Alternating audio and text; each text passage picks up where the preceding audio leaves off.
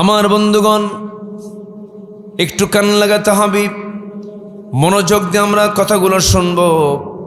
আমিও চলে যাব, আপনিও চলে যাবেন। কেউ তো দুনিয়াতে বাঁচার জন্য আসি নাই, মরে যাব একদিন। জীবন নিয়ে এসেছি, আল্লাহ পাক জীবন দিয়েছেন। এই জীবন প্রদীপ একদিন নিভে যাবে, কারণ জীবন দিয়েছেন যিনি, আবার মৃত্যু দিবেনও তিনি। আল্লাহ রাব্বুল আলামিন সুন্দর করে বলছেন, হুয়াল্লাযী খালাকাল মাউতা ওয়াল হায়াতা লিয়াবলুয়াকুম আইয়ুকুম আহসানু আমালান ওয়া হুয়াল আজিজুল গফুর। জোরে বলুন আল্লাহু আকবার। তিনি সেই মহান প্রভু যিনি মৃত্যু এবং জীবনকে সৃষ্টি করেছেন যেন তিনি বুঝে নিতে পারেন তোমাদের মধ্যে কোন কোন বান্দাগুলো নেক আমল করে যেতে পারলো। গুনাহ হবে, গুনাহ হতেই পারে, কিন্তু গুনার তো একটা লিমিট থাকতে হবে। আল্লাহ পাক বলছেন, বান্দারে এমন কিছু গুনাহ আছে যে গুনাহগুলোকে আমি আল্লাহ রাব্বুল আলামিন মাফ করব না। আবার এমন কিছু কিছু ছোট্ট ছোট্ট গুনাহগুলো আছে যে গুনাহগুলোর দিকে আমি আল্লাহ তাকাবই না। সুবহানাল্লাহ বলবেন না?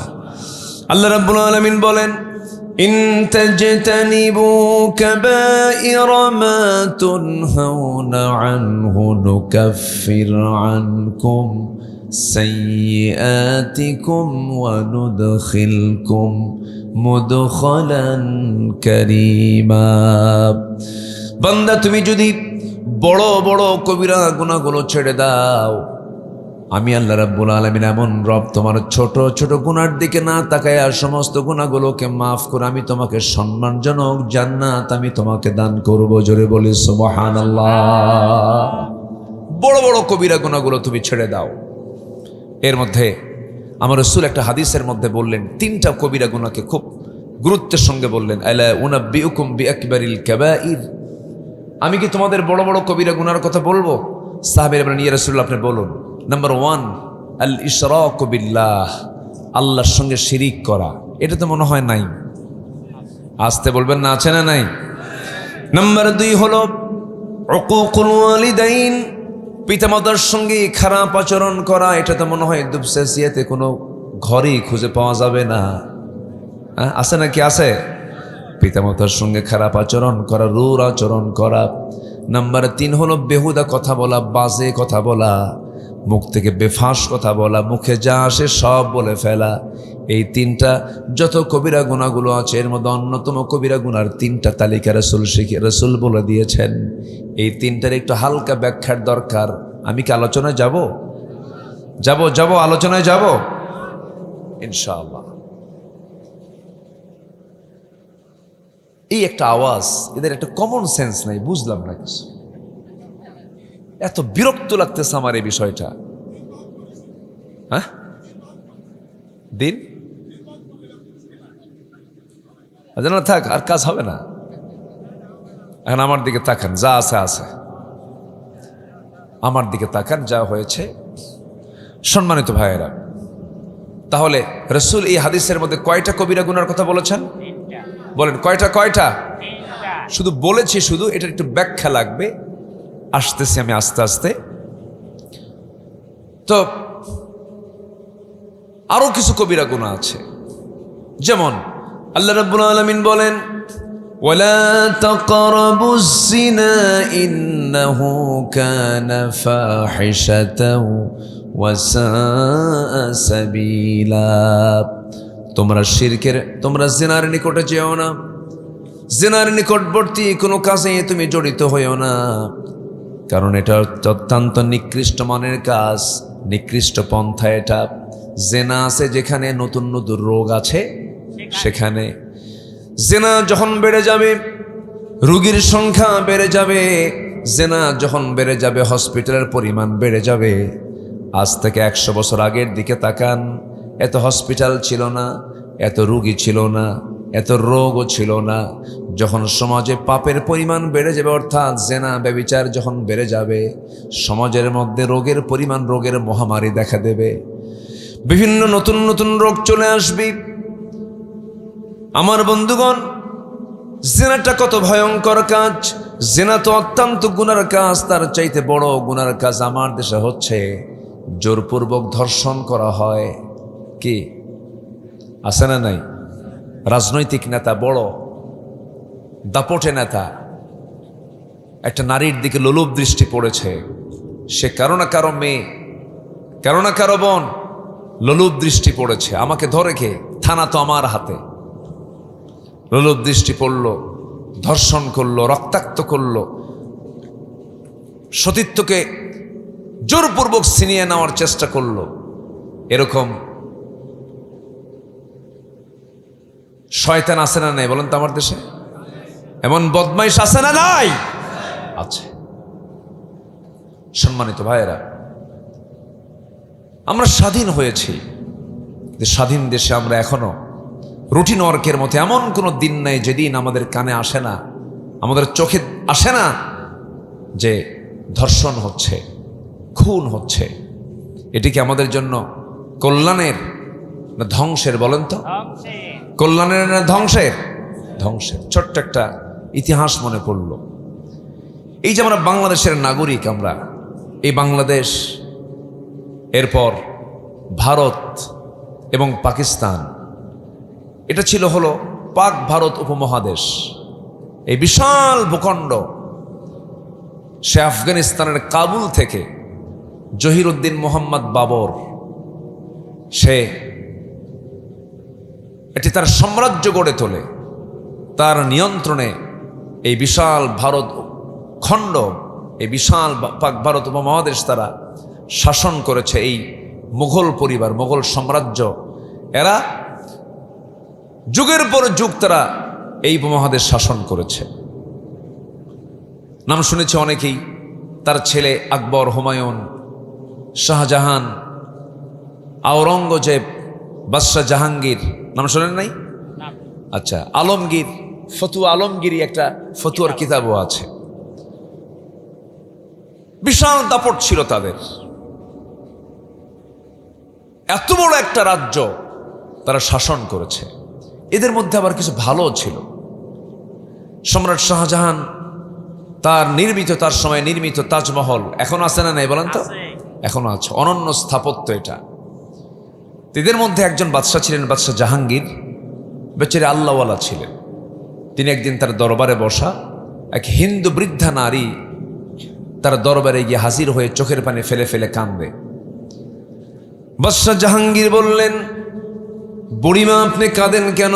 কি হয়েছে আপনি খুলে বলুন। বুড়ি বলতেছে, বাদশাহ জাহাঙ্গীর, আপনার অধীনে এই দেশের নাগরিক আমরা, আপনার কাছে একটা বিচার প্রার্থী হয়ে আপনার কাছে আসছে। কি হয়েছে? আমি আমার ছেলেকে নতুন বিয়ে করাইছি, নতুন বৌমা আমার ঘরে দেখতে অনেক সুন্দরী।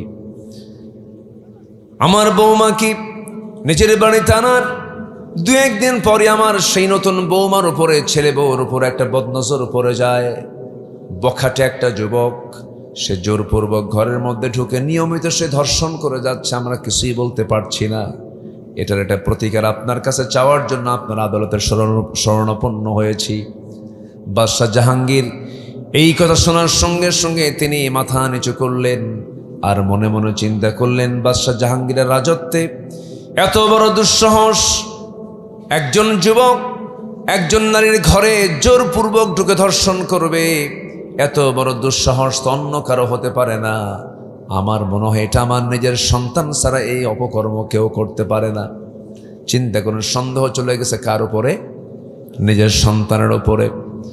বললেন, বুড়িমা আপনার ঘরে কখন ঢোকে, কোন সময় ঢুকে যায়, এই তথ্যগুলো আপনি আমাকে জানান আর আপনার বাড়ির লোকেশনটা আমাকে দিয়ে দেন। আমি খুব দ্রুতই আপনার বাড়িতে আমি চলে যাব, সমাধান করব। বাদশাহ জাহাঙ্গীর কাউকে দায়িত্ব না দিয়া নাঙ্গা তরবারি কোষবদ্ধ করে কোমরে তরবারি উঠা নিয়ে রওনা করলেন। রওনা করার পরে ওই মহিলার বাড়ির সামনে গিয়ে দাঁড়ালেন। সন্ধ্যা যখন হয়ে গেল, অন্ধকার যখন ছেয়ে আসছে, এবার বাদশাহ জাহাঙ্গীর বুড়িমাকে লক্ষ্য করে বলছেন, বুড়িমা আমি যখন ঘরের মধ্যে ঢুকবো, সে যদি থেকে যায় ঘরের মধ্যে যখন ঢুকবো, সঙ্গে সঙ্গে আপনি ঘরের বাতিটা নিভাইয়া দিবেন, এটা আপনার কাজ। বাদশাহ জাহাঙ্গীর ভিতরে ঢুকলেন, সঙ্গে সঙ্গে ঘরের বাতিটা নিভাইয়া দিল। একজন যুবকের সন্ধান, শুধু আফসা আফসা যুবকের একটা স্ট্রাকচার সামনে ফুটে উঠল। চক্ষু বন্ধ করলেন বাদশাহ জাহাঙ্গীর, কোনো কথা না বলে তরবারি হাঁকায়া দিলেন তার গর্দান বরাবর। মস্তকটা ছিটকে পড়ে গেল। সঙ্গে সঙ্গে হত্যা করার পরে ঘরের মধ্যেই বসে পড়ে বলছে, বুড়িমা বাতি জ্বালায়া দেন, বাতি জ্বালায়া দেন, আমি বিচারের কার্য আমি ফায়সালা করে ফেলেছি। বাতি যখন জ্বালায়া দেওয়া হলো, বাতি জ্বালায়া দেওয়ার সঙ্গে সঙ্গে ওই অপরাধীর চেহারার দিকে তাকালেন। চেহারার দিকে তাকায় যখন লক্ষ্য করে দেখলেন এটা নিজের সন্তান নয়, তিনি শুকরিয়া স্বরূপ বলে ফেললেন আলহামদুলিল্লাহ। এরপরে বুড়িমাকে লক্ষ্য করে বলছেন, হিন্দু মহিলাকে লক্ষ্য করে বলছেন, ও বুড়িমা আমার জন্য এক গ্লাস পানি আনুন। পানি আনা হলো। এক গ্লাস পানি এক ঢোকে গো গ্রাসে শেষ করে ফেললেন। বলা হলো, আপনি এমন পরিমাণ তৃষ্ণার্ত কেন ছিলেন? তিনি বললেন, ও বুড়িমা গতকালকে আপনি আমার আদালতে গিয়ে মামলা দিয়েছেন, সেই সময় থেকে নিয়ে এই সময় পর্যন্ত একটা ফোঁটা দানা পানি আমার পেটের মধ্যে আমি ঢুকাতে পারি নাই। পানি পান করলেন। নিজের সন্তান মনে করেই কিন্তু আঘাত করেছিলেন। বিচার সবার জন্য সমান। এরপরে বাদশাহ জাহাঙ্গীর করলেন কি, এবার বুড়িমাকে সামনে বসায় রেখে তার মাথায় ছিল ওই রাজ্যের রাজমুকুট। সে রাজমুকুটটা ওই মহিলার পায়ের কাছে দিয়ে বলছেন, ও বৃদ্ধা নারী, ও বৃদ্ধা মহিলা, আল্লাহর কসম করে বলি, এই যে মুঘল সাম্রাজ্যের রাজার রাজমুকুট আপনার কদমে রেখে দিলাম, আল্লাহর কসম করে বলি এই মুকুটের চাইতে এই রাজত্বে একজন নারীর ইজ্জতের দাম হাজার হাজার গুণে বেশি। জোরে কোন সুবহানাল্লাহ।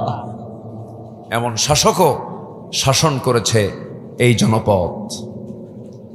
আমরা এমন দৃশ্য দেখতে চাই না, আমরা এমন জনপদ দেখতে চাই। টেকনাফ থেকে তেতুলিয়া, রূপসা থেকে পাথরিয়া, সুন্দরবন থেকে বান্দরবন, একটা নারী নিঃসঙ্গিনী একাকিনী চলবে, পর্দার পরিবেশ নিয়ে চলবে। কোনো যুবক তার দিকে তাকানোর সাহস পাবে না। কার ভয়ে? আসতে বলবেন না, কার ভয়ে? আল্লাহর ভয়। আইনটা হতে হবে সবার জন্য সমান, বিচার ব্যবস্থা হতে হবে স্বাধীন। এগুলো হচ্ছে এটা স্বাধীন কল্যাণ রাষ্ট্রের অন্যতম দিক। আজ পর্যন্ত এগুলো কি পাইছি আমরা? আইনকে আইনের গতিতে চলে না, ব্যক্তির গতিতে চলে? ব্যক্তির গতিতে চলছে। সম্মানিত ভাইয়েরা, বহু কথা আছে, আস্তে আস্তে করে বলবো। জান্নাতে যাওয়ার সূত্র জটিল কিছু নয়, বড় বড় কবিরা গুনাহগুলো আমরা ছাড়বো। জোরে বলি ইনশাআল্লাহ। এর মধ্যে একটা হাদিসে কয়টা বলেছি বলেন তো? 3টা বলেছি। এই লাইন আমি আস্তে আস্তে আসতেছি। সম্মানিত ভাইয়েরা, সবচেয়ে বড় চ্যালেঞ্জ হলো আমাকে আপনাকে জাহান্নাম থেকে বাঁচতে হবে। কি থেকে বাঁচতে হবে বলেন তো? জাহান্নাম থেকে আমাকে বাঁচতেই হবে। আমাকে বাপের ভিটায় ফিরে যেতে হবে। কার ভিটা? যাবেন না সবাই?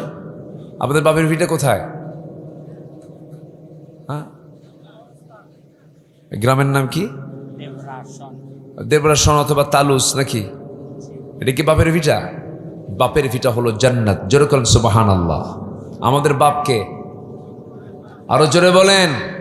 আমাদের মাকে হাওয়া আলাইহিস সালাতু ওয়াস সালাম, আমাদের বাপ আদম আলাইহিস সালাতু ওয়াস সালাম। আমরা হলাম নবীর সন্তান। আমরা কার সন্তান? নবীর সন্তান। আমি প্রায় আমার একটা কথা মনে হয়, বহুদিন আগে এক মাহফিলে গিয়েছিলাম। তো এই মাহফিলের একজন অতিথি ছিলেন একজন পীরজাদা। তো আমি তার সামনে গিয়ে একই রুমে বসলাম, সালাম দিলাম, কিন্তু উত্তর তেমন পেলাম না। সালাম দিলাম কিন্তু তেমন উত্তর নেই। আমি আর কি বলবো, আমিও চুপচাপ। এক পর্যায়ে শুধু এক প্রশ্ন করলাম যে, মোহতারাম আপনার পরিচয়টা কি? তো উনি এই কথা শোনা মাত্রই মেজাজ গরম করে বলতেছে, আমি অমক পীরজাদা। তো আমি এটা শুনলাম, শোনার পরে আমাকে আবার উল্টা প্রশ্ন করে, আপনার পরিচয়টা কি? আমি বললাম, আমি হলাম নবীজাদা। কি কথা কি বুঝতেছেন আপনি? তো পীরজাদা বড় না নবীজাদা বড়? নবীজাদাই বড়। বলেন। নবীজাদাই বড়। লাভ কি? নবীর বাপ হয়ে তো লাভ নাই। কাবিল হয়ে লাভ আছে? কি হতে হবে? হাবিল। বলেন কাবিল হতে হবে না হাবিল হতে হবে? কাবিল কে ছিল? খুনি। খুনি কার বেটা, কার ছেলে? বলেন কার ছেলে? বলেন কার ছেলে?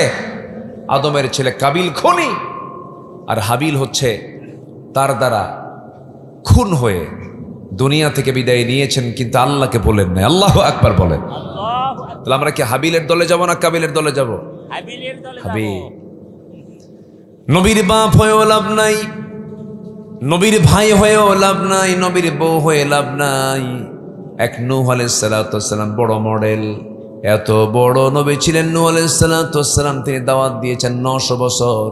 ইন্নী দাউতু কওমি লাইলান ওয়া নাহারা। আমি নূহ আলাইহিস সালাতু ওয়াস সালাম দিনে এবং রাতে মানুষকে কালিমার দাওয়াত দিয়েছি। 900 বছর কালিমার দাওয়াত দিয়ে তার দাওয়াতে ইসলাম কবুল করেছে মাত্র 80 জন থেকে 90 জন। এমনকি তার দাওয়াতের ফলাফল হলো বউ পর্যন্ত কালেমা পড়ে নাই, ছেলেও কালেমা পড়ে নাই, বউটাও কাফেরা ছিল, সন্তান কেনান ছিল কাফের, আল্লাহকে বিশ্বাস করে নাই। তাহলে এখন বলুন, সন্তান শুনলো না, বউ পর্যন্ত শুনলো না, 900 বছরে কিছু লোক কালিমা গ্রহণ করেছে, এটি কি নবীর ব্যর্থতা নাকি? নবীর কোনো ব্যর্থতা নাই। আমরা চেষ্টা করব, এটার ফলাফল যিনি দিবেন চিল্লায় বলুন তিনি আমার কে? আমার বন্ধুগণ, এই জন্য সবচেয়ে বড় পুঁজি হলো বংশগত পরিচয় দিয়ে তেমন কিছু আমরা করতে পারবো না। নেকামল আমাকে আপনাকে যেতে হবে, আল্লাহর সামনে হাজির হতে হবে। আল্লাহ রাব্বুল আলামিন একটা সূরার ভিতরে 3টা আয়াতের ভিতরে আল্লাহ রাব্বুল আলামিন বলছেন, এমন সুন্দর জান্নাত তোমার জন্য আমি আল্লাহ রাব্বুল আলামিন বরাদ্দ করলাম। ওই সুন্দর বরাদ্দকৃত জান্নাত তারাই পেয়ে যাবে যে সমস্ত বান্দার মধ্যে একটা গুণ থাকবে। কয়টা গুণ থাকবে বলেন? একটা গুণ থাকবে। সূরা মারিয়ামে আল্লাহ রাব্বুল আলামিন সুন্দর করে বলছেন, জান্নাতু আদনিল্লাতি ওয়া'দার রাহমানু ইবাদাহু বিল গায়বি ইন্নাহু كان وعده مأتيا لا يسمعون فيها لغوا إلا سلاما ولهم رزقهم فيها بكرة وعشيا تلك الجنة التي نورث من عبادنا من كان تقيا। জোরে বলুন আল্লাহু আকবার। আল্লাহ রাব্বুল আলামিন বলেন, এমন জান্নাত তোমার জন্য বরাদ্দ রেখেছি, যে জান্নাত, এমন জান্নাত যে জান্নাতে মানুষ কখনো মারা যাবে না, অসুস্থ হবে না। এমন জান্নাত দেওয়া হবে যে জান্নাতের মধ্যে আজেবাজে কোনো গল্প হবে না, আজেবাজে কোনো কথা হবে না, অর্থহীন কোনো শব্দ বান্দার কানে আসবে না, শুধু শান্তি আর শান্তি। এই শান্তি ছাড়া জান্নাতে কিছুই থাকবে না। যেরকম সুবহানাল্লাহ। এই জান্নাত কাদের জন্য?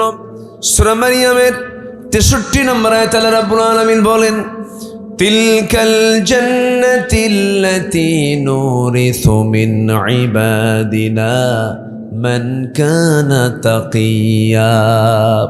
আমি এত সুন্দর জান্নাতের ওয়ারিস তাদেরকে বানাবো যাদের একটা গুণ অর্জন হবে, যারা জীবনের সকল জায়গায় যারা আল্লাহকে ভয় করে চলবে।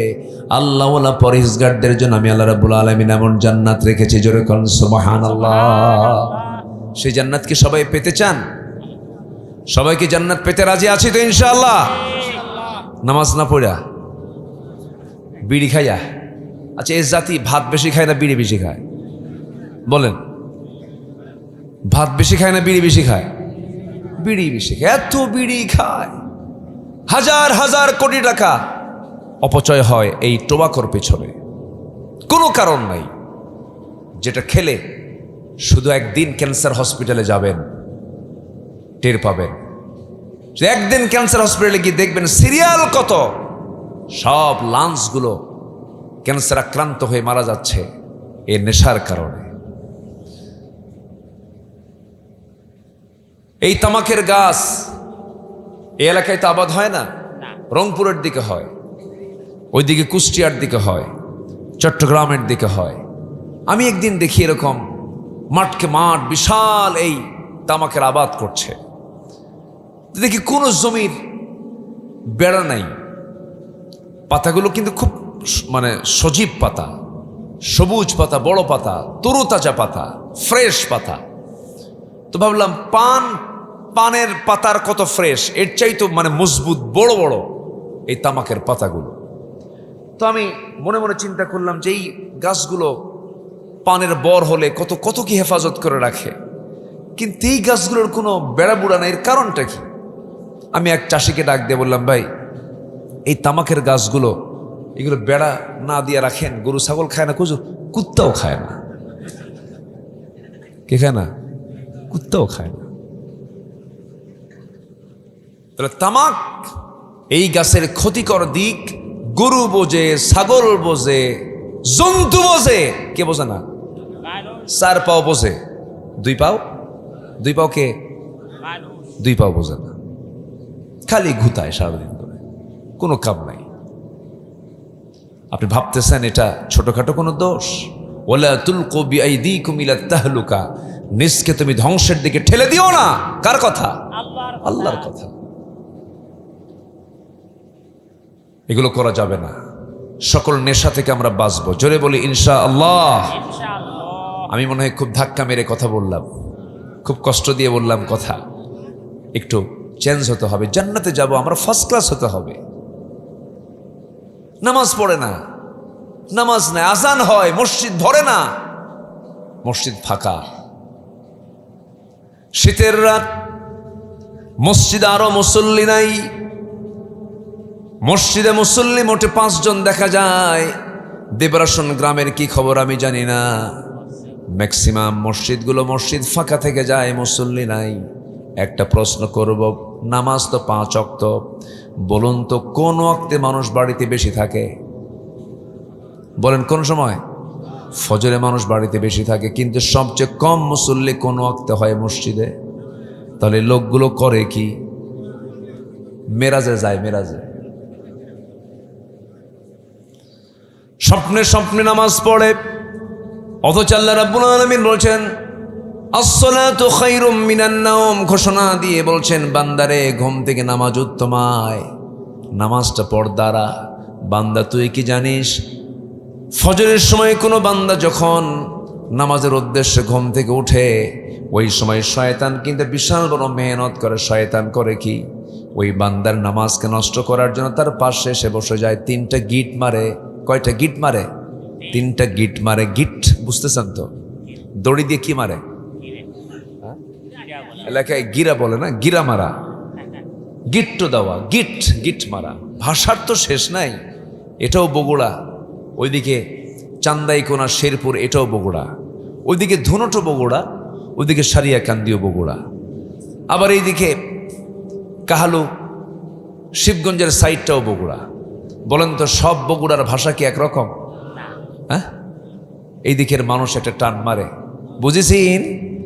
এটা টান মারে। আবার ওইদিকে ধুনটের ভিতরে, শেরপুরের ভিতরে গেদা ভাত খাইছাও, এটা আলাদা টান থাকে। কত যে বিচিত্র ভাষা! এই ভাষাগুলো কে দিয়েছেন? আল্লাহ দিয়েছেন। রংপুরের মানুষ, ওটা আরেকটা টান মারে। সিরাজগঞ্জ আরেক টান মারে। নোয়াখালীর মানুষগুলোর যে কি হইছে, ওরা পানি বলতেই পারে না, পানিকে কয় হানি। আল্লাহ পাক হয় না, আল্লাহ ফাক, পারে না, হয় না, মুখ থেকে আসে না। চাঁপাইনবাবগঞ্জের মানুষ, এই তো আপনাদের নওগাঁ পাশেই তো নওগাঁর ওই সাপাহার পোরশা জবাই বিল আছে। জবাই বিল একটা এলাকা আছে, একদম ইন্ডিয়ার সঙ্গে লাগানো। এই তো কয়েকদিন আগে মাহফিল ছিল, তো আমি মঞ্চে উঠে বললাম, ভাই আমি আসি কোথায়? হুজুর আপনার আওয়াজ এখন ইন্ডিয়াবাসী শুনতে পাচ্ছে, বসে আছি দেশে, আওয়াজ চলে গেছে ইন্ডিয়ায়। তো ওয়াজের শুরুর সময় বললাম, প্রিয় বাংলাদেশ এবং ভারতবাসী। কি কথা কি বলছেন? তো ওই এলাকার মানুষ আমাকে খাওয়াতে নিয়েছে, রাতের বেলা খাওয়াতে নিয়ে শশা আছে না, শশা বলছে, হুজুর শশা খান, শশা খান। বললাম কন শশা? শশা। কন শশা? শশা। হয় না, ওরা পারে না। এই যে ভাষাগুলো, এগুলো হচ্ছে আঞ্চলিক পাসওয়ার্ড। আপনি ধুনট উপজেলার মানুষ, না দুপচাচিয়ার মানুষ, না আদমদিঘির মানুষ, না তালোড়ার মানুষ, 2 লাইন কইলেই ধরা খেয়ে যায় এটা কোন এলাকার মাল। কি কথা কি বুঝতেছেন আপনারা? এগুলো কে করে দিয়েছেন? কে করে দিয়েছেন? আল্লাহ করে দিয়েছেন। আল্লাহ কত বড় মহাজ্ঞানী আল্লাহ রাব্বুল আলামিন। সম্মানিত ভাইয়েরা, তাহলে ফজরের সময় একটু আগ দিয়ে শয়তান 3টা গিট মারে। কয়টা গিট মারে? 3টা গিট। এই 3টা গিট মেরে চলে যায়। আর একটা ওয়াজ, লম্বা একটা ওয়াজ করে, বলে ফেলা আলাইকা লাইলুন তাফিল, তোমার রাত বড় লম্বা, তোমার রাত বড় লম্বা, ঘুমাও ঘুমাও। এরকম করে সে সুন্দর করে বান্দাকে মাথার ভিতরে চুলের মধ্যে হাতটা ঢুকায় দিয়ে তাকে গভীর ঘুমের মধ্যে পৌঁছায় দেয়। আমার রাসূল বলেন, ওই সময়ে কোনো বান্দা যদি ওই 3টা গিট ছুটাতে চায়, 1 নাম্বার হলো সে যদি নিজের পিঠটাকে বিছনা থেকে সরায় ফেলে, 1 নাম্বার গিট ছুটে চলে যায়। যখন ওযু বানায় 2 নাম্বার গিট ছুটে চলে যায়। নাম্বার 3, ওযু বানায় মসজিদের দিকে রওনা করে নামাজে যখন দাঁড়ায় নামাজটা শেষ করে ফেলে, 3 নাম্বার গিটটা ছুটে চলে যায়। ওই 24 ঘন্টা ওই বান্দার কাছে শয়তান ওয়াসওয়াসা দেওয়ার আর সাহস পায় না। জোরে কোন সুবহানাল্লাহ। সবাইকে নামাজ পড়তে রাজি আছি? কোথায় গিয়ে? মসজিদে গিয়ে।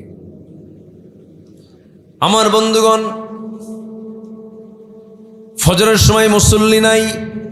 মোট মুসল্লি 5 জন, এর মধ্যে 2 জন হল ইমাম মুয়াজ্জিন। বেতন না থাকলে, নামাজের দায়িত্ব না থাকলে এরাও আসতো না। আর থাকলো 3 জন। এই 3 জন হলো ভিআইপি বুড়া মানুষ, 80 বছর পার হয়ে গেছে। কি বুড়া? ভিআইপি বুড়া।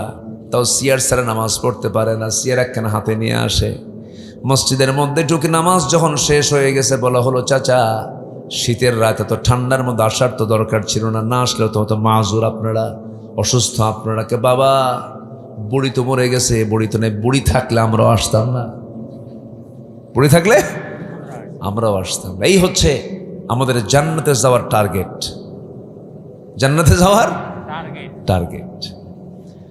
এমন ছেঁচড়া মুসলমানকে আল্লাহ রাব্বুল আলামিন জান্নাত দিবেন না। আমলহীন ইমানের কোনো মূল্য নেই, আবার ইমানহীন আমলের কোনো মূল্য নেই।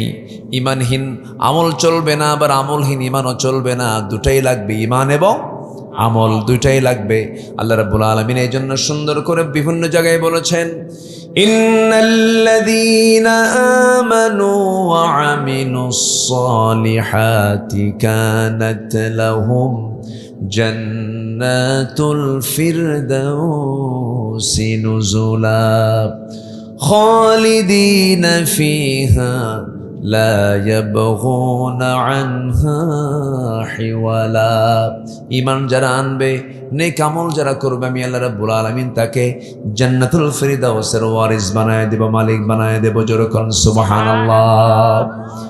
পৃথিবীর সকল প্রাণী আল্লাহর হুকুম মেনে চলে, শুধু ভেজাল কার মধ্যে? 4 পাও না 2 পাও?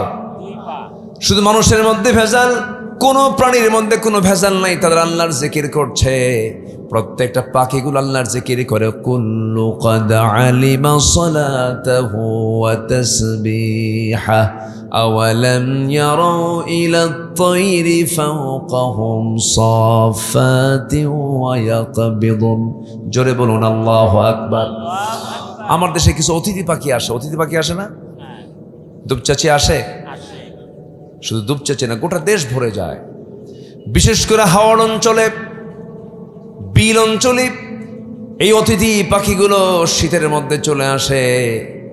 এরা কোন জায়গা থেকে আসে? মনে হয় পার্শ্ববর্তী দেশ ইন্ডিয়া থেকে আসে, পাকিস্তান থেকে আসে না। ইন্ডিয়া পাকিস্তান তো আমাদের নাকের ডগায় কাছাকাছি আছে, কিন্তু এই পাখিগুলো 40,000 কিলোমিটার দূর থেকে এসে আমার দেশে অতিথি হয়ে চলে আসে। 40,000 কিলোমিটার, এটাই সেই কথা নয়।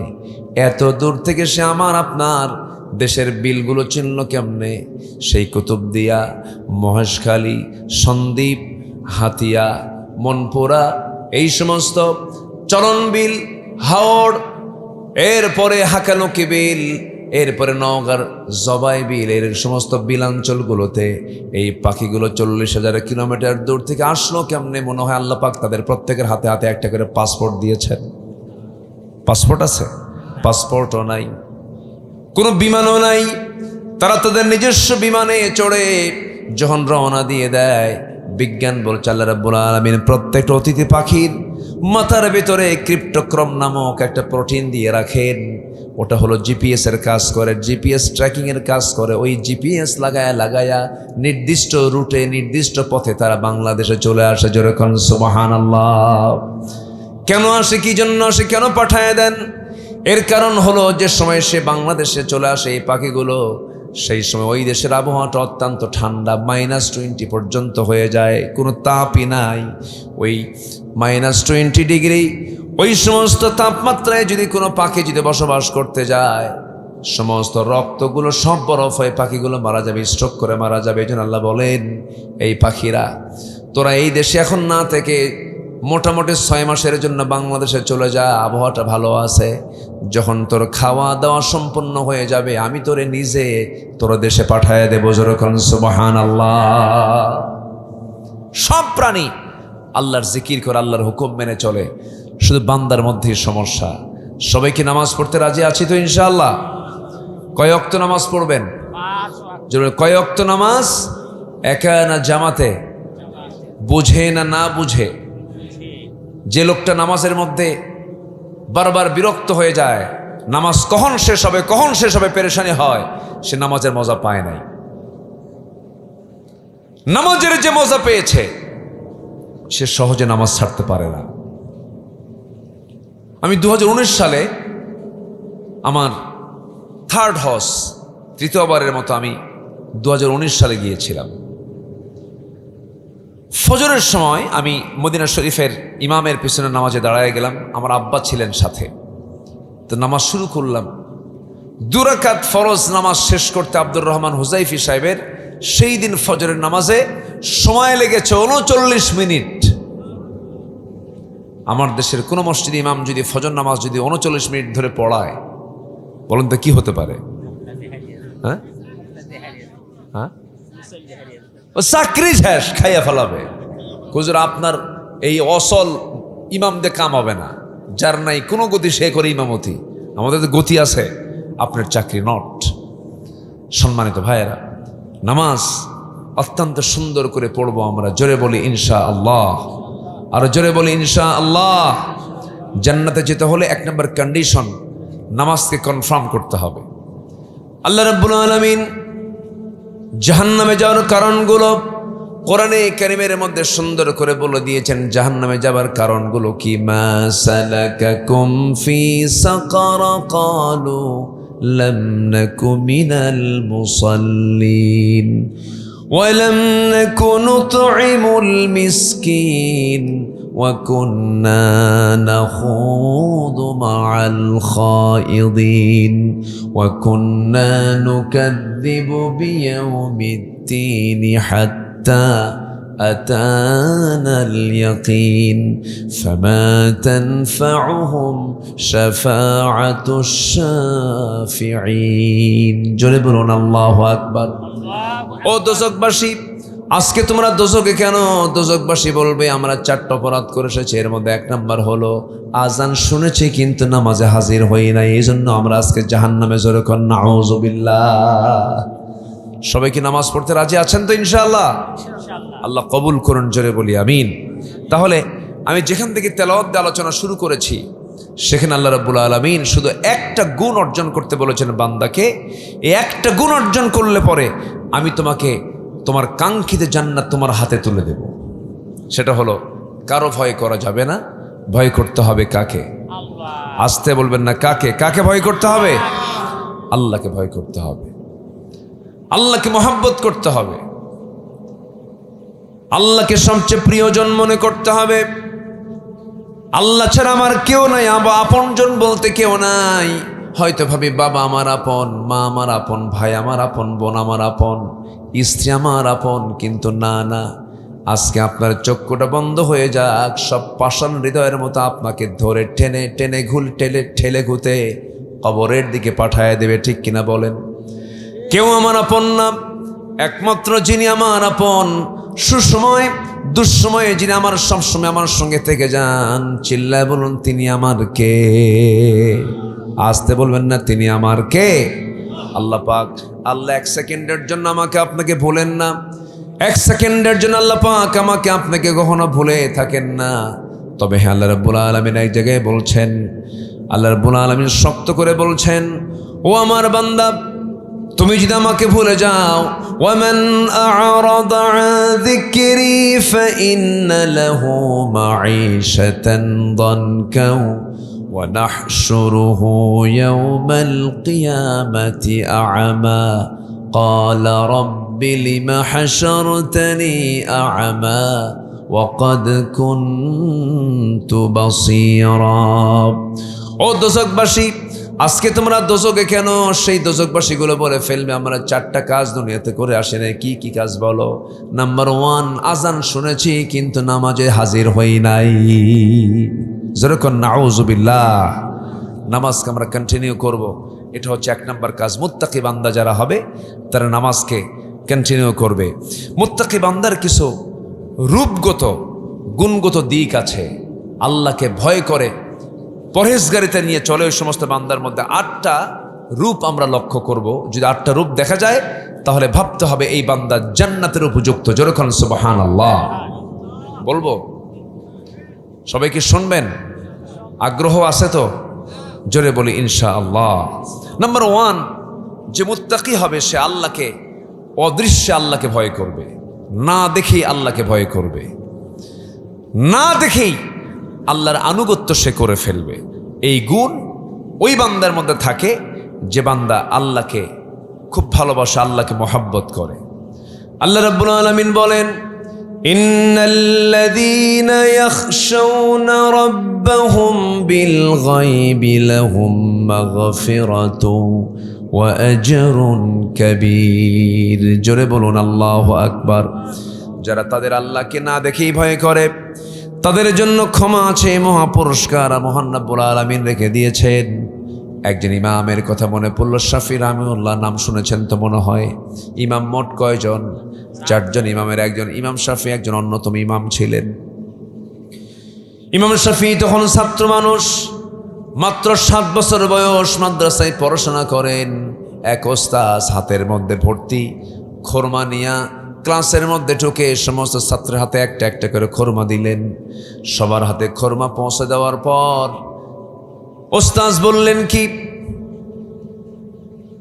এই যে আমার ছাত্ররা, তোমরা আমার ক্লাসে যারা আছো সবার হাতে হাতে একটা করে খোরমা দিলাম। আগামীকাল যখন আমি তোমাদের ক্লাসে আসব সেই সময় আমি একটা বিষয় জানবো। আমি তোমাদেরকে দায়িত্ব দিলাম, এই খোরমাটা তোমরা তোমাদের সাধ্য মতো লুকায় রাখবে, যেন লুকানো জায়গা থেকে এই খোরমা যেন না বের করা যায়। এই দায়িত্ব দিয়ে, এই কাজ দিয়া ওস্তাদ চলে গেলেন। পরের দিন সবাই ওই খোরমাটা নিজ নিজ জায়গায় তারা আড়াল করে রেখেছে, সহজেই কেউ কারোটা বের করতে পারছিল না। সবার যখন আড়াল করা হয়ে গেছে, এবার পরের দিন এসে বলছে, আমি তোমাদেরকে যে খোরমা দিয়েছিলাম সেই খোরমাটা তোমরা কোথায় আড়াল করে রেখেছো? সবাই হাত তুললো, কে কে আড়াল করছো? সবাই হাত তুললো, কিন্তু একজন ছোট্ট বাচ্চা হাত তুললে না, তিনি হচ্ছেন শাফি রাহিমাহুল্লাহ। যখন বলা হলো, শাফি তুমি কেন হাত তুললে না, তুমি কি খোরমাটা রাখো নাই? শাফি কাঁদতে কাঁদতে বলছেন, ওস্তাদ আপনি যখন আমাকে দায়িত্ব দিয়ে গেছেন সেই সময় থেকে নিয়ে 1000 বার চেষ্টা করেও লুকাতে পারলাম না, কারণ আমার আল্লাহ তাআলার নজর এমন নজর, পৃথিবীর সমস্ত মানুষ থেকে মানুষকে লুকানো যায়, সব কিছু আড়াল করা যায়, কিন্তু আমার আল্লাহর নজরদারি থেকে কাউকে কেউ কোনোদিন আড়াল করতে পারে না। এই জন্য আমি এই খোরমাটা আড়াল করিনি। ওস্তাদ দারুণ খুশি হয়ে বুকের মধ্যে জড়িয়ে ধরে বললেন, আমার এতগুলো ছাত্রের মধ্যে আমার একটা ছাত্রই বড় আলেম হবে, সেটাই হচ্ছে শাফিঈ। যেরকম সুবহানাল্লাহ। তাহলে আমরা আল্লাহকে ভয় করব, দেখে না না দেখে? আসতে বলবে না, দেখে না না দেখে? না দেখে। একজন নবী আল্লাহকে দেখতে চেয়েও দেখতে পাননি, সে নবীর নাম কি? মুসা আলাইহিস সালাতু ওয়াস সালাম। দেখতে চেয়েও দেখতে পাননি। দেখতে চাইলেন কেন তিনি? একজন নবী হয়ে কেন দেখতে চাইলেন? এর কারণ হলো দীর্ঘদিন ধরে আল্লাহ তার সঙ্গে কথা বলতেন, ডাইরেক্ট কথা বলতেন। ওয়াকাল্লামাল্লাহু মূসা তাকলিমা, ডাইরেক্ট কথা বলতেন। তো ডাইরেক্ট কথা বলার কারণে এই প্রতিদিন প্রায় এরকম করে কথা বলতেন। হঠাৎ করে একদিন বলতেছে, আল্লাহ সারা জীবন তো অডিও কল দিলাম, আজকে ভিডিও কল মারবো। কি কল মারবো বলেন? Video call. আল্লাহ বললেন, ভিডিও করার অপশন নাই, আমাকে দেখতে পাবা না। আমাকে যদি দেখতে চাও কখনো সম্ভব হবে না দুনিয়ার চর্ম চক্ষু দিয়া। তবে হ্যাঁ, আমরা আল্লাহকে দেখতে পাবো জান্নাতের চোখ দিয়া, জান্নাতের মধ্যে যেরকম সুবহানাল্লাহ। কিসের চোখ দিয়া? জান্নাতের চক্ষু দিয়া। জান্নাতের চক্ষু ছাড়া আমরা আল্লাহকে কখনো এই দুনিয়াতে দেখতে পাবো না। সবাই কি জান্নাত পেতে রাজি আছেন তো ইনশাআল্লাহ? আল্লাহ কবুল করুন, জোরে বলি আমিন। সম্মানিত ভাইয়েরা, একটু কান লাগাবেন, মনোযোগ দিয়ে শুনবেন। জান্নাত পাওয়ার জন্য আরো কিছু গুণ থাকা দরকার। সেই গুণগুলো কি? আল্লাহ রাব্বুল আলামিন বলছেন, ওয়াল্লাযীনা ইয়াবীতুনা লিরাব্বিহিম সুজদান ওয়া কিয়ামা والذين يقولون ربنا اصرف عنا عذاب جهنم إن عذابها كان غراما إنها ساءت مستقرا ومقاما জোরে বলুন আল্লাহু আকবার। আমার বন্ধুগণ, রাত যখন গভীর হয়ে যায়, আল্লাহ ওয়ালা যারা বান্দা তারা সেজদায় পড়ে পড়ে ডুকরে ডুকরে কান্দে। রাত যখন গভীর হয়ে যায়, তারা আল্লাহর প্রেমে মশগুল হয়ে যায়। কারণ আল্লাহ দুনিয়ার আকাশে চলে আসেন রাতের বেলা না দিনের বেলা? বলেন, রাতের বেলা না দিনের বেলা? ফিস সামাঈদ দুনিয়া আলা মিন মুস্তাগফিরিন ফাগফির লা। কোন ক্ষমা প্রার্থী আছে আমার কাছে ক্ষমা চাবে, আমি তাকে ক্ষমা করে দেব। এটা রাত্রিবেলা জাস্ট 12টার পর থেকে নিয়ে ফজর পর্যন্ত এই তাহাজ্জুদের সময়টা, শেষ রাত্রিতে আল্লাহ তাআলা দুনিয়ার আকাশে এসে আমাকে মাফ করার জন্য বারবার বলেন, আমার কাছে মাফ চাও, আমি তোমাকে মাফ করে দেব। আমরা মাফ চাইবো কার কাছে? এক জায়গায় না সব জায়গায়? একবার না বারবার? এক সময় না সব সময়? সব সময়। এটা আমার দায়িত্ব, এটা আমার কর্তব্য। এটা তো মূসা আলাইহিস সালাম বললেন, আল্লাহ আমি তোমাকে দেখবই, কে তুর পাহাড়ে আসো। তুর পাহাড় ছিল তার বাড়ি থেকে 800 মাইল দূরে। এবার তিনি বলছেন, আল্লাহ তুমি আশেপাশের কত পাহাড় আছে, কোনো পাহাড়ের নাম না নিয়া তুমি তুর পাহাড়ের নাম নিলে তোমার মতলব তো ভালো মনে হচ্ছে না। আমি স্যাঁসরা মুসা ওখানে যাব। আল্লাহু আকবার বলেন। আমি কম না, আমি ওখানেই যাব। চলে গেছেন। আমি রূপক অর্থে মূসা আলাইহিস নামের আগে এই শব্দ চয়নটা করেছি। এরপরে উনি তুর পাহাড় পর্যন্ত চলে গেছেন। আল্লাহকে দেখতে পেয়েছেন? দেখতে পান নাই। আল্লাহকে এই দুনিয়াতে আমরা চর্মচক্ষু দিয়ে দেখতে পাবো না, তবে জান্নাতের মধ্যে গিয়ে দেখবো তৃপ্তি ভরে, মন ভরে। জোরে বলি ইনশাআল্লাহ। মূসা আলাইহিস সালাতু ওয়াস সালাম অত্যন্ত দামি একজন নবী ছিলেন। আল্লাহ পাক ওনার জীবনে বহু কিছু ঘটাইছে। এই গোটা কোরআনে যে কোরআন নাজিল হয়েছে আমার নবীর উপরে, কিন্তু নামের দিক থেকে সবচেয়ে বেশি নাম উচ্চারণ হয়েছে কোন নবীর? তার নামটা বেশি উচ্চারণ হয়েছে। অনেক হিস্টোরি, অনেক ইতিহাস তার জীবনে। তিনি একদিন রাস্তা দিয়ে হেঁটে যাচ্ছিলেন। একটা যুবক এতটাই অভাবী, এতটাই গরিব যে তারা সতর ঢাকার জন্য কাপড় তো দূরের কথা, কিচ্ছু নাই। সতর ঢাকার জন্য সে মাটির মধ্যে ঢুকে গেছে। এমত অবস্থায় মুসা আলাইহিস সালাম দেখে বললেন, এই তুমি এরকম গড়াগড়ি দিয়ে মাটির মধ্যে কেন? সে বলতেছে, আমার পরার মতো গায়ে কাপড় পরার মতো একটা কাপড় আমার নাই। আমি সতরটাকে ঢেকে চলছি হলো এই মাটি দিয়ে। আপনি আমার জন্য, আপনি তো আল্লাহ রাসূল, আপনি আমার জন্য একটু দোয়া করুন। মূসা আলাইহিস সালাম ওই অভাবী যুবকের জন্য দোয়া করে দিলেন। নবীদের দোয়া কবুল না মিস? আজ থেকে কবুল না মিস? কবুল।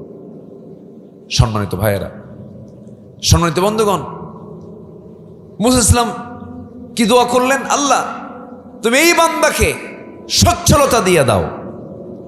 সচ্ছলতা চলে আসলো, সে ধনী হয়ে গেল। উটের পালের মালিক, মেষের পালের মালিক, প্রচুর সম্পত্তির পাহাড় হয়ে গেল তার। মুসা বেশ কিছুদিন পর আবার ওই রাস্তা দিয়ে যাচ্ছিলেন, হঠাৎ করে দেখেন বহু মানুষের সমাগম এবং একজন যুবককে হাত পা বেঁধে তাকে কি বলে তরবারি দিয়ে তার গর্দান উড়ায় দেওয়া হবে। তিনি বলেন, এত লোক এখানে কেন, কি হয়েছে, কি একটা শাস্তির প্রয়োগ হচ্ছে কেন, কি একটা লোক আরেকটা লোককে মার্ডার করেছে, কে? আপনি যার জন্য দোয়া করেছিলেন। তখন মুহাম্মদ ইসলাম আল্লাহর কাছে বলেছেন, আল্লাহ, আমি তো তার অভাব দেখে দোয়া করেছিলাম, কিন্তু সে যে অভাব মুক্ত হয়ে ধনী হয়ে সে যে খুন করে মরবে, আবার তার ফাঁসি হবে, তার হত্যার অর্ডার হবে, এটা যদি আমি আগে জানতাম, আমি আল্লাহর কাছে বলতাম, আল্লাহ তুমি ওরে ফকিরি রাখো। কি কথা কি বুঝতেছেন আপনারা? তাহলে সম্পদ হলেই যে আপনি নিরাপদ তা নয়, আবার সম্পদ না থাকলে যে আপনি বিপদে আছেন তাও না। আল কদরি খাইরিহি ওয়া শাররিহি মিনাল্লাহি তাআলা। তকদিরের ভালো মন্দ একমাত্র কার হাতে? আল্লাহর হাতে। সম্মানিত ভাইয়েরা, বহু কথা, একটা কেবল আমি আল্লাহওয়ালা পরহেজগার লোকের একটা গুণ আমি কেবল বললাম যে তারা অদৃশ্যে আল্লাহকে তারা ভয় করবে, আলোতে ভয় করবে, অন্ধকারে ভয় করবে, সবসময় তারা আল্লাহকে ভয় করে চলবে। নাম্বার 2 হলো হালাল হারামের সূক্ষ্ম সীমারেখা মেনে চলবে। আল্লাহ রাব্বুল আলামিন বলছেন, তিলকা হুদুদুল্লাহি ফালা তাকরাবুহা কাযালিকা ইউবাইয়িনুল্লাহু আয়াতিহি লিন্নাসি লাআল্লাহুম লাআল্লাহুম ইয়াত্তাকুন। জোরে বলুন আল্লাহু আকবার। হালাল এবং হারাম এই বিষয়টা যদি কোনো বান্দা সুস্পষ্ট না করে, জীবনটাকে যদি হালালের সঙ্গে হারাম মিশ্রণ, হারামের সঙ্গে হালাল মিশ্রণ করে ফেলে, ওয়ালা তালবিসুল হাক্কা বিল বাতিল ওয়ালা তালবিসুল হাক্কা বিল বাতিল, তোমরা বাতিলের সঙ্গে হককে তোমরা মিশ্রণ করো না। হকের জায়গায় হক রেখে দাও, বাতিলের জায়গায় বাতিল রেখে দাও, দুটো দু প্রান্তে রেখে দাও। হককে গ্রহণ করো, বাতিলকে ছেড়ে দাও। ফামান ইয়াকফুর বিত-তাগুত ওয়া ইউমিন বিল্লাহ, তাগুতকে ছেড়ে দিয়া তুমি আল্লাহর প্রতি ঈমান আনো। এমন মজবুত ঈমান যদি আনতে পারো, ক্লিয়ার কনসেপ্ট যদি নিয়ে থাকতে পারো, হারামকে বর্জন করে হালালকে গ্রহণ করা। এক সাহাবী বলছেন, হুজুর 4টা আমল করবো, আমি এর চাইতে বেশি আমল করতে পারবো না। তিনি বলেন, কি আমল বলো? ইযা সাল্লাইতুল মাকতুবাত ওয়া সুমতু রমাদান ওয়া হালালতুল হালাল ওয়া হারামতুল হারাম ওয়া লাম আযিদ আলা যালিকা শাইআন আদখুলুল জান্নাতা ইয়া রাসূলুল্লাহ। রাসূল বলছেন, নাআম। ওই সাহাবী বলে ফেলেন, হুজুর আমি যদি 5 ওয়াক্ত নামাজ, রমজান মাসে রোজা, আর যদি হালালকে হালাল গ্রহণ করা, হারামকে হারাম যেনা হারামকে বর্জন করা, এই 4টা আমল করলে আমি কি জান্নাত পাবো নাকি? রাসূল সঙ্গে সঙ্গে বলে দিলেন, এই সাহাবী জান্নাতি।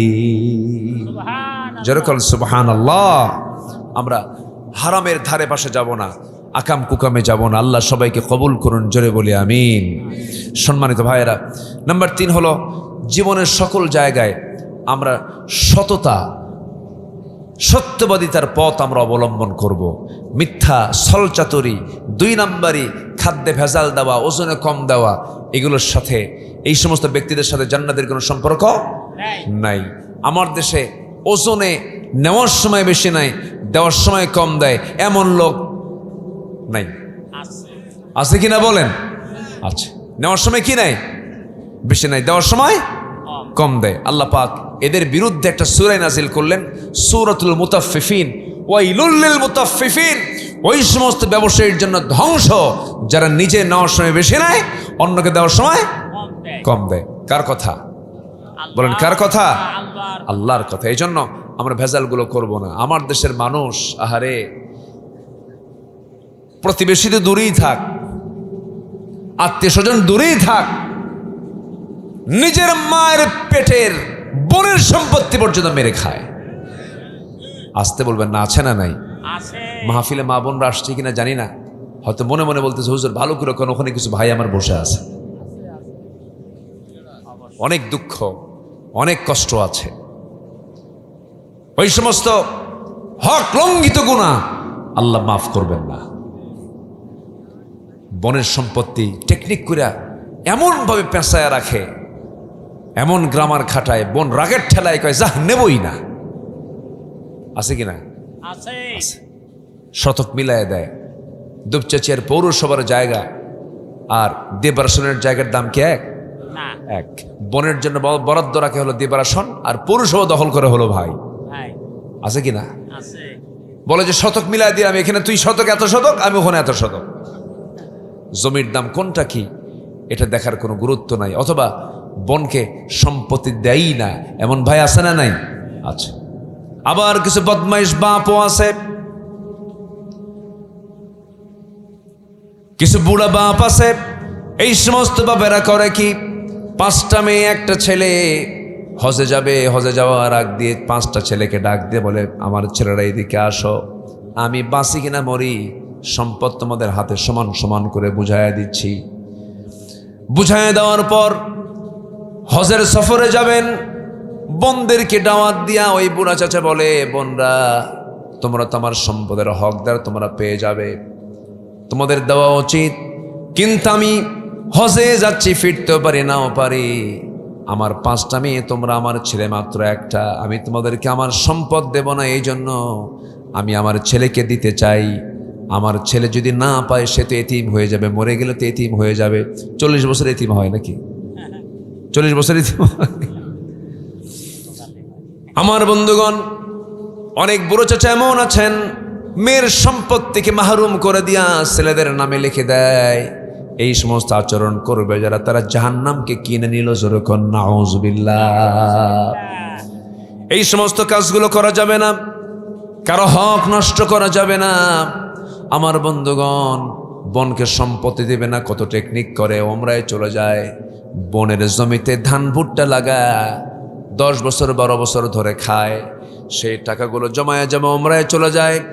ওমরায় যাওয়ার পরে ওমরা থেকে ফিরে এসে বোনকে ফোন দিয়ে বলে বোন ওমরায় গেছিলাম, মক্কার দরজা ধরে তোমার জন্য দোয়া করছি, মদিনায় তোমার সালাম নবীর দরবারে পৌঁছায় দিছি, ফেরার পথে সোনার মদিনা থেকে স্বর্ণের একটা চেন নিছি, এরপর এই যে আমার বোন, এই যে আজওয়া খেজুর, এই যে তোমার জমজম কূপের পানি ভালো করে পান করবা, সব রোগ তোমার সেরে যাবে। অনেকগুলো সুন্দর সুন্দর কথা বলে আদর টাদর করে মোহাব্বত করে এবার ভাই বোনকে পাশে বসায় রেখে এবার বোনকে লক্ষ্য করে বলে বোন একটা কথা বলে কি, মন খারাপ করা যাবে নাকি, অংশ নিলে কিন্তু ধ্বংস হয়, কত বড় বদমাইশ। আছে কিনা? আছে কিনা? বোন পাবে কোটি টাকার জায়গা, আর সেই বোনকে সামান্য একটা চেন দিয়ে বিদায় করতে চায়।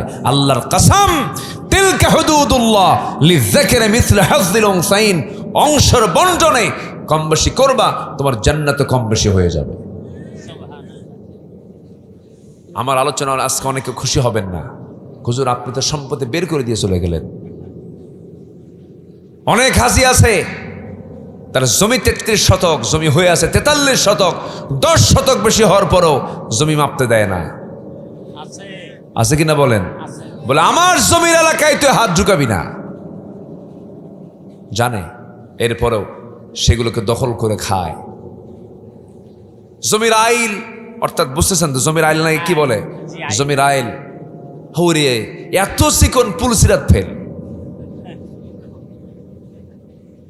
আমি দেখতে গেছি জমি একদিন, আমি আইল দিয়ে হাঁটতে পারি না, 2 সাইডের বর্গা যারা চাষি, 2 সাইড থেকে যখন কোদাল মারা শুরু করে সোজা মারে না, আইলের কাছে আসলে খাড়া করে মারে না, তো ওই যে বাঁকা করে মারে। বাঁকা করে মারলে কি আইল থাকে নাকি? আইল যা ছিল কমে গেল। যে আগে মারছে কোদাল, তারপরের জন ও বলতেছে তুই বাঁকা করে মারছিস, আমি সোজা করে একদম কাতার কি বলে আইলই সোজা করবো। একদম আইলই নাই। আছে? আস্তে করে আছে না নাই? 1 বিঘত পরিমাণ জায়গা যদি কেউ অন্য কারো সম্পদ জবরদখল করে, 7 তাবক আসমান জমিন আল্লাহ পাক তার কাঁধে, তার ঘাড়ে চাপায় দিবে। যেরকম নাউজুবিল্লাহ। এই সমস্ত অপকর্মের সঙ্গে আমরা জড়িত হব না, কোন বান্দার হক আমরা নষ্ট করব না, আমরা ঈমান নিয়ে মজবুতি নিয়ে আমরা চলবো। জোরে বলি ইনশাআল্লাহ। আল্লাহ কবুল করুন, জোরে বলি আমিন। আমার বন্ধুগণ, নাম্বার 4 হলো অন্যের ব্যাপারে আর আপোষহীন হব আমরা। অন্যায় নিজে করব না, কাউকে অন্যায় হতে দেব না। নাম্বার 5 হলো সর্বোচ্চ পদে থেকেও মানুষের প্রতি রহম দিল হবে। এমপি হওয়ার আগেও যা, এমপি হওয়ার পরেও তাই, চেয়ারম্যান হওয়ার আগেও যা, চেয়ারম্যান হওয়ার পরেও তাই। কিন্তু আমার দেশের কিছু চেয়ারম্যানের চিত্র অন্যরকম। চেয়ারম্যান হওয়ার আগে পেটটা থাকতো, পিঠের সাথে পেট নাভিতে তেল দিতে এরকম করে না চেয়ারম্যান হওয়ার আগে। কিন্তু চেয়ারম্যান হওয়ার পরে এমন বরকত হলো, পেটটা বড় হতে হতে এমন বড় পেট, ঈদের দিন কোলাকুলি হয় না, ঈদের দিন হয় পেটাপেটি। কি ঠিক কিনা? ঠিক কিনা আমার বন্ধুগণ? কিন্তু আল্লাহওয়ালা যারা হবে, পরহেজগার যারা হবে, তাদের গুণ হলো তারা ক্ষমতা পেলেও যা, ক্ষমতা না পেলেও তাই, তাদের কাছে দুটাই সমান। আমার বন্ধুগণ, ওমরে ফারুক রাদিয়াল্লাহু তাআলা আনহুর আগে 1 নম্বর খলিফা ছিলেন আবু বকর সিদ্দিক রাদিয়াল্লাহু তাআলা আনহু। তার ঘরের সঙ্গে একজন মহিলার ঘর ছিল, বৃদ্ধা নারী, স্বামী নাই, ছেলে নাই, মেয়ে নাই, চোখে দেখে না, বুড়ি মানুষ। তার খেদমত কে করবে, তার সেবা কে করবে? এটার দায়িত্ব কাঁধে এসেছিল, সাইয়েদনা আবু বকরের কাঁধে এসেছিল। যখন তিনি খলিফাতুল মুসলিমিন হলেন, মহিলার কানে সংবাদটা চলে গেছে। কাঁদতে কাঁদতে বলছেন, আহারে, যেহেতু আমার খাদেম আবু বকর প্রথম খলিফা নিযুক্ত হয়ে গেছে, আমার মনে হয় আমার খেদমত করার কোনো লোক আর আমি আর জীবনে পাবো না। বয়োবৃদ্ধা, জ্ঞানবৃদ্ধা এই মহিলা মন চিন্তায় পড়ে গেলেন। সাইয়েদনা আবু বকর সিদ্দিক রাদিয়াল্লাহু তাআলা একদিন এসে বলছে, বুড়িমা, আপনি আমার খেদমতের ব্যাপারে আপনি আশঙ্কা করেন কেন? আপনি চিন্তা করবেন না, আপনি হতাশ হবেন না। আমার রাষ্ট্রীয় দায়িত্ব আপনার খেদমত করতে চুল পরিমাণ কোনো বাধার সৃষ্টি করে নাই। চিন্তা করে দেখেন, একটানা 2 বছর তার খেদমত করলেন। প্রথম খলিফার ইন্তেকাল হয়ে গেল, মহিলা জানেন না খলিফার ইন্তেকাল হয়ে গেছে। এইদিকে মহিলা যে কি বলে, প্রথম খলিফার ইন্তেকাল হয়ে গেছে, ওই সাইয়েদনা আবু বকর সিদ্দিক রাদিয়াল্লাহু তাআলার ইন্তেকাল হয়ে গেছে, মহিলা জানেন না। কিন্তু আবু বকর সিদ্দিক রাদিয়াল্লাহু তাআলার ইন্তেকাল হলো, মহিলা ভাবতেছে, আমার খাদেম তো দুনিয়া থেকে বিদায় হলো, কিন্তু আমার খেদমতটা করবে কে? খেদমত করার জন্য তো লোকটা নাই। কিন্তু কোনো টেনশন নাই। দ্বিতীয় খলিফা ওমর ফারুক যখন খেলাফতের দায়িত্ব গ্রহণ করে নিয়েছেন, উনি ভেবেছেন অবশ্যই এই দায়িত্ব আল্লাহ পাক আমার কাঁধে চাপায়া দিয়েছেন। জোরে বলুন সুবহানাল্লাহ। তাদের পথ তাদেরকে অহংকারী বানায় নাই। আর আজকে অহংকার যখনই পথ পায় তখনই অহংকারী হয়ে যায়। আছে কিনা বলেন? আছে। আল্লাহওয়ালা যারা হবে তারা কখনো এমন হবে না। আল্লাহ পাক আমাদের কেমন গুণ অর্জন করার তৌফিক দান করুন। সম্মানিত ভাইয়েরা, যারা পরহেজগার হবে তারা 5 ওয়াক্ত নামাজ কখনো বাদ দেবে না। সবাইকে 5 ওয়াক্ত নামাজ পড়তে রাজি আছেন? 5 ওয়াক্ত নামাজ পড়তে রাজি আছেন? কারা কারা একটু হাত উঁচু করে দেখান। জোরে বলি ইয়া আল্লাহ, আর জোরে বলি ইয়া আল্লাহ। আমাদেরকে 5 ওয়াক্ত সালাত জামাতের সাথে আদায় করার তৌফিক তুমি আল্লাহ দিয়ে দাও। জোরে বলি আমিন, আরো জোরে আমিন, আরো জোরে আমিন। নামাজের গুরুত্ব দিতে হবে। আমার নবীজি বিশেষ করে সব সময়ের জন্য যে ইবাদতটার ব্যাপারে সবচেয়ে বেশি সচেতন থাকতেন সেটা হচ্ছে নামাজ। আমি দেবরাসন গ্রামে শুধু একটা মেসেজ দিয়ে যেতে চাই। যেদিন আপনি দেখবেন দেবরাসন গ্রামের মসজিদে জোহর, আসর, মাগরিব, এশার চাইতে ফজরের মুসল্লি বেশি হয়েছে, আল্লাহর কসম, সেদিন থেকে গ্রাম থেকে মাদক, নেশা, জেনা, ব্যভিচার সব বন্ধ হয়ে যাবে। নামাজই তো নেই, নামাজই তো পড়ে না। নামাজের কি গুরুত্ব! সাইয়েদনা ওমর ফারুক রাদিয়াল্লাহু তাআলা আনহু সারা জীবন দোয়া করেছেন, আল্লাহ তুমি আমাকে শহীদে মওত দাও, নবীর শহরে আমার মৃত্যু দিয়ে দাও। নামাজের গুরুত্বটা কি শুধু মনে হলো আমার এই কথাটা? উনি মারা গেলেন, মারা গেছেন, আল্লাহ পাক তার নিয়তকে কবুল করেছেন। কেমন করে মারা গেলেন? শহীদের মর্যাদা নিয়ে দুনিয়া থেকে বিদায় নিলেন। ফজর নামাজ পড়ার জন্য বাড়ি থেকে বের হলেন, মসজিদের দিকে রওনা করলেন। শাসকরা, ইসলামের শাসক যারা হবেন তারা কি নামাজ পড়বেন না পড়াবেন? আমার নবীজি কি সারা জীবন একটাবারের জন্য মুসল্লি ছিলেন? না, তার সামনে দাঁড়ানোর মতো কোনো লোক ছিল না, তিনি ইমাম ছিলেন। শাসকরা তো ইমাম হবে, আমরা এমন শাসক বাংলার জমিনে দেখতে চাই, জোরে বলি ইনশাআল্লাহ। ওমর ফারুক মসজিদের মধ্যে ঢুকলেন, ঢুকে তিনি ইমামের মুসল্লায় দাঁড়ায় নামাজ শুরু করে দিলেন। প্রথম রাকাত আদায় করলেন, দ্বিতীয় রাকাতে রুকুতে চলে গেলেন। রুকুতে যাওয়ার সঙ্গে সঙ্গেই তার ডান দিক থেকে একজন আততায়ী এসে, জালিম এসে সোজা তার পেটের মধ্যে বিষাক্ত চাকু ঢুকায়া দিল। উনি নিজেকে সেভ করার জন্য নামাজটা ছেড়ে দিলেন, কিন্তু কাম হলো না। বুঝে ওঠার আগেই আবার উপর যেপরি তল পেটে দুইটা আবার চাকু মেরে দেওয়া হলো। কিছু অংশ ভুঁড়ি বের হয়ে আসলো, সেন্সলেস হয়ে পড়ে থাকলেন। ফজর নামাজটা তিনি ফুল করতে পারলেন না, আদায় করতে পারলেন না। কয়েক ঘন্টা যাওয়ার পর সেন্স ফিরে দেখেন তার সামনে সন্তান তার আব্দুল ইবনে ওমর বসে আছে, ডুকরে ডুকরে কাঁদতেছে। বলছেন, আব্দুল্লাহ কান্দো কেন?